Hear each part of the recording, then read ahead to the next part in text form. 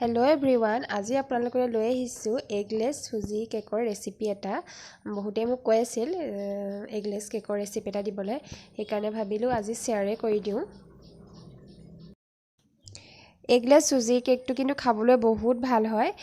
মই কিন্তু এগলেছ কেকটোহে খাই বেছি ভাল পাওঁ। এয়া চাওক, মই কাটি দেখুৱাইছোঁ কিমান ধুনীয়া হৈছে আৰু কিমান ছফ্ট হৈছে। খাবলৈ বহুত ভাল লাগে আৰু বনাবলৈও বেছি একো ইনগ্ৰিডিয়েণ্ট নালাগে। গতিকে ব'লক আমি বনাবলৈ আৰম্ভ কৰোঁ। এয়া দৈ লৈছোঁ মই আধা কাপতকৈ অকণমান বেছি, আধা কাপ ল'লেও কোনো কথা নাই। ৰিফাইন অইল লৈছোঁ আধা কাপ। এয়া আপোনালোকে বাটাৰো ল'ব পাৰে, মই ৰিফাইন অইল লৈছোঁ আধা কাপ। এইখিনিতে মই ভালদৰে মিক্স কৰি ল'ম। 5 পৰা 10 মিনিট সময় ভালদৰে মিক্স কৰি ল'ব লাগিব। এয়া দৈখিনিৰ লগত তেল ৰিফাইন অইলখিনি ভালদৰে মিক্স কৰি ল'লোঁ আৰু এতিয়া মই ইয়াতে দিম চেনি। এয়া আধা কাপ মই পাউডাৰ চেনি লৈছোঁ। আপোনালোকে গোটা চেনিও ল'ব পাৰিব, কিন্তু গোটা চেনি ল'লে কি হয়, অলপ বেছি সময় ভালদৰে মিক্স কৰিব লাগিব। কিন্তু এয়া মই পাউডাৰ চেনি লৈছোঁ, গোটা চেনিটো মিক্সিত মাৰি লৈছোঁ। আপোনালোকেও তেনেকৈ মিক্সিত দি ল'ব পাৰিব। এইখিনি মই ইয়াতে এতিয়া মিক্স কৰি আকৌ মই ভালদৰে 5 মিনিটমান ভালদৰে মিক্স কৰিম। এইখিনিতে মই ভালদৰে মিক্স কৰি লওঁ।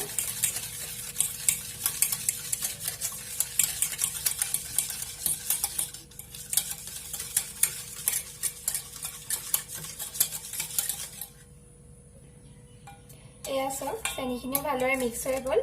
এতিয়া মই ইয়াতে দিম ময়দা আৰু চুজি। চুজি মই 1.5 কাপ ল'ম। এয়া 1 কাপ লৈছোঁ। এইখিনি মই অলপ অলপকৈ এনেকৈ চালি ল'ম। এয়া 1 কাপ লৈছোঁ প্ৰথমে, আৰু আধা কাপ ল'ম মই।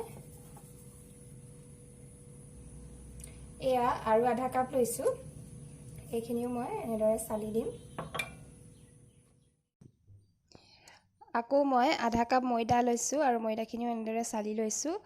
আৰু এতিয়া ইয়াতে ল'ম মই এচামুচ, এয়া চাওক মই একেবাৰে ফ্লেটকৈ লৈছোঁ, এচামুচ বেকিং পাউডাৰ লৈছোঁ আৰু ইয়াতে এইখিনি দি ল'ম এতিয়া। আৰু ল'ম মই আধা চামুচ বেকিং ছ'ডা। এয়া আধা চামুচতকৈ অকণমান কমেই হ'ব। এয়া লৈছোঁ বেকিং ছ'ডা আৰু এইখিনি এতিয়া মই ভালদৰে মিক্স কৰি ল'ম। এয়া কেইটামান ইলাচি লৈছোঁ, এইকেইটা মই এনেদৰে খুন্দি লৈছোঁ।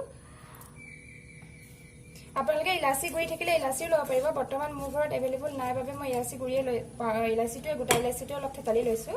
আপোনালোকে ইলাচি পাউডাৰ ল'ব পাৰে। এয়া মই আধা কাপ গাখীৰ লৈছোঁ।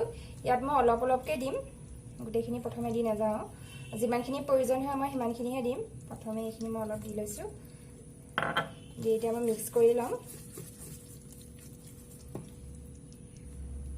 এয়া চাওক, বেটাৰটো অলপ ডাঠ হৈছে, কাৰণ চুজিখিনি আৰু পানী খাব। গতিকে এই থকা গাখীৰখিনিও মই এটা দি দিম আৰু এইখিনিতে মই ভালদৰে মিক্স কৰি ল'ম। এইখিনি আকৌ ভালদৰে মিক্স কৰি 5 মিনিটমান মই ভালদৰে মিক্স কৰিম এইখিনি। এয়া চাওক, বেটাৰটো এনেকুৱা হৈছে। এতিয়া মই এইখিনি 20 মিনিটৰ বাবে ঢাকোন লগাই ৰেষ্ট কৰিবলৈ ৰাখি দিম। এইখিনি ঢাকোন লগাই দিছোঁ আৰু এনেদৰে মই 20 মিনিটৰ কাৰণে ৰাখি দিম। এনেকুৱা এখন ট্ৰে লৈছোঁ কেক বনোৱা, আপোনালোকে টিফিন বাতিও ল'ব পাৰিব। আৰু ইয়াতে মই এতিয়া অকণমান তেল লগাই ল'ম। তেলখিনি ভালদৰে এনেদৰে লগাই ল'ম।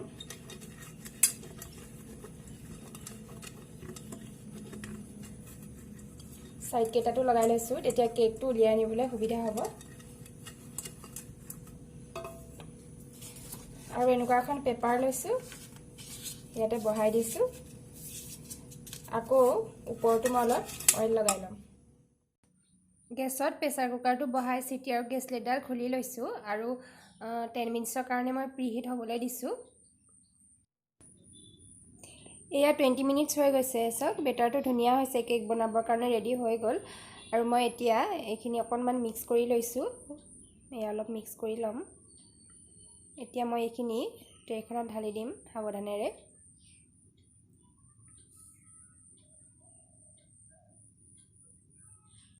এয়া মই টুটি ফুটি অলপ লৈছোঁ টুটি ফুটিখিনি দি দিম ইয়াতে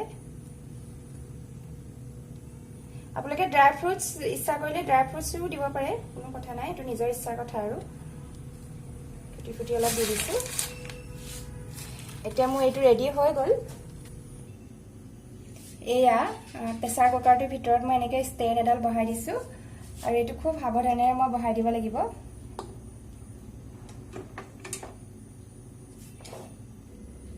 এয়া চাওক মই খুব সাৱধানেৰে আৰু বহাই দিম গেছৰ ফ্লেমটো মই একেবাৰে ল' ৰাখিছোঁ এনেদৰে মই 45 মিনিটৰ কাৰণে ৰাখি দিম ঢাকোন লগাই এতিয়া মই ঢাকোন মাৰি দিম আৰু ঢাকোন লগাই 45 মিনিটৰ কাৰণে ৰাখি দিম আৰু মাজতে এবাৰ চাম যদি তাৰ আগত হয়তো কোনো কথা নাই এনে জেনেৰেলি 45 মিনিট লাগে এনেদৰে ঢাকোন লগাই ল' ফ্লেমত মই 45 মিনিটৰ কাৰণে ৰাখি দিছোঁ এয়া চাওক 45 মিনিটছ হৈ গৈছে এতিয়া মই এনেকুৱা চাকু এপাত লৈছোঁ আৰু চাওঁচোন সেয়া চাওক একো লাগি অহা নাই ধুনীয়াকৈ মানে আমাৰ কেকটো ৰেডি হৈ গৈছে এতিয়া মই এইটো উলিয়াই আনিম প্ৰেছাৰ কুকাৰটোৰ পৰা উলিয়াই তাৰপিছত অলপ ঠাণ্ডা হ'বলৈ দিয়া চাওক কেকটো ৰেডি হৈ গ'ল এতিয়া মই এনেকুৱা চাকু এখনে ছাইডকেইটা এনেদৰে কৰি দিছোঁ তেতিয়া উলিয়াবলৈ সুবিধা হ'ব